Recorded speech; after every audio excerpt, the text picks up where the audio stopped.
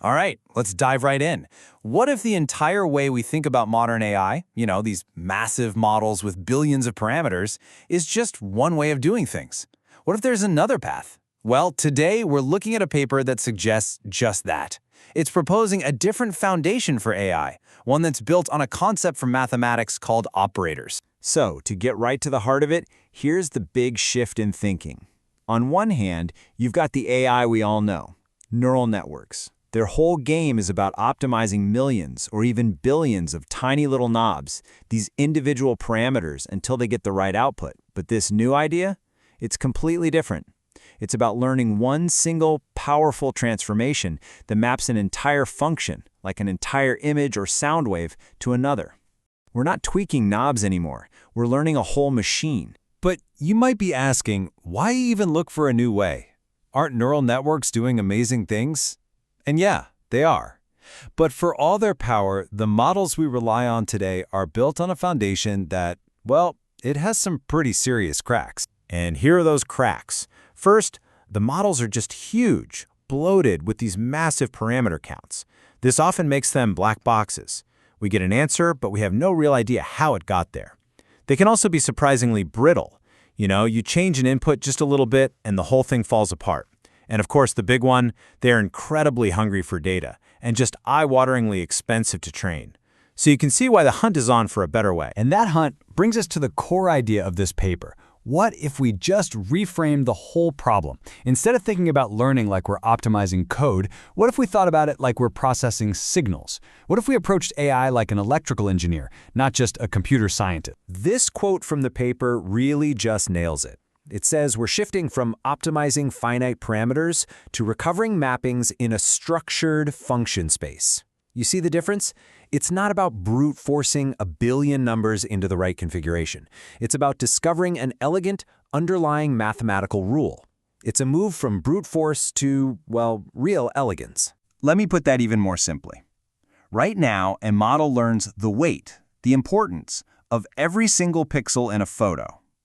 Instead of that, imagine learning a single machine, an operator that takes the entire image as one object and transforms it directly into the answer, like cat or dog. That's the real leap we're talking about here. Okay, so that sounds fantastic in theory, right? But how in the world does it actually work?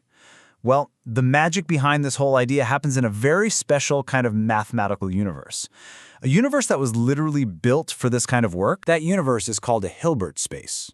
Now, don't let the name intimidate you. The best way to think about it is like a playground or a stage that's designed specifically for functions. In this space, an entire image or a sound clip isn't just a long list of numbers. No, it's a complete whole object that we can actually manipulate. We can stretch it, we can rotate it, we can transform it. So how do we handle these complex objects without getting lost? The paper gives us this beautiful analogy. Imagine your data, say a really complicated signal, is some weird lumpy object floating in 3D space. Now imagine a simple flat plane underneath it. If you shine a light from directly above that object, what do you get? You get a shadow. And that shadow, that's the object's best, simplest, most faithful approximation on that flat plane. This whole process is what mathematicians call an orthogonal projection. And believe it or not, that shadow is the absolute core of how these models learn. They take messy, high-dimensional, complex data and project it down into these simpler, more structured forms, these shadows that we can actually analyze and understand. That single act of projection is the key. All right, that's enough theory. It's a really elegant concept for sure, but we have to ask the big question. Does all this mathematical beauty actually work?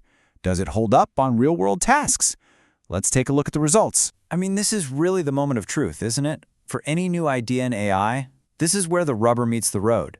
So the paper pits several of these operator-based models against some standard, tough benchmarks. Let's see how they did. Okay, let's start with a big one. On a really tough texture classification benchmark, a model called a scattering network hit this, 98.6% accuracy. Now, that's a great score on its own, but the really mind-blowing part is how it got there. So that 98.6% is right up there with complex convolutional neural networks. But here is the kicker, the part that's just wild. The scattering network needed zero training. I'll say that again, zero training. Its structure is defined by pure mathematics, not learned from data. That makes it incredibly efficient and stable. Okay, so what about efficiency? Model size? For a really complex vision language task, how much smaller could one of these new models be? Well, the answer is pretty staggering. 60%. That's right, 60% fewer parameters than a state-of-the-art neural network. And while it shed all that weight, it still closed 85% of the performance gap. Think about that trade-off. It's a massive win for efficiency, with only a small hit to performance. This table really pulls the whole story together. Whether you're looking at classification with scattering networks, or forecasting with Koopman operators, or even captioning, the trend is consistent. These operator-based models are seriously competitive, and they often win, hands down, when it comes to efficiency, robustness, and our ability to actually interpret what they're doing. So, with results like these, we have to ask, is this it? Is this the next generation of AI? Well, the paper takes a very smart, balanced view. It acknowledges the huge potential here, but it's also very honest about the hurdles that are still ahead. The strengths are really clear by now, right? We get mathematical interpretability, which means we can actually look under the hood. The theory itself gives us built-in guarantees about robustness and stability. And, as we just saw, the models can be incredibly compact and way more efficient with both data and compute power. But it is absolutely not a solved problem. And the paper is very clear about the big challenges that remain. Probably the biggest one is figuring out how to choose the right mathematical stage, the right basis for your specific data. Another is getting better at modeling really complex, nonlinear relationships in the world. And of course, the huge engineering questions. How do we scale this up to massive data sets? And how do we get it to run efficiently on the hardware we already have? These are the big research questions for the next few years. And that brings us to the final, really provocative question. This whole idea is more than just a new algorithm, it's a whole new perspective. By shifting how we see machine learning, from a problem of just optimizing parameters to one of signal processing, we might just be taking the first real steps toward an AI that isn't just more powerful, but is fundamentally more interpretable, more robust, and ultimately more trustworthy. And that is a future worth exploring.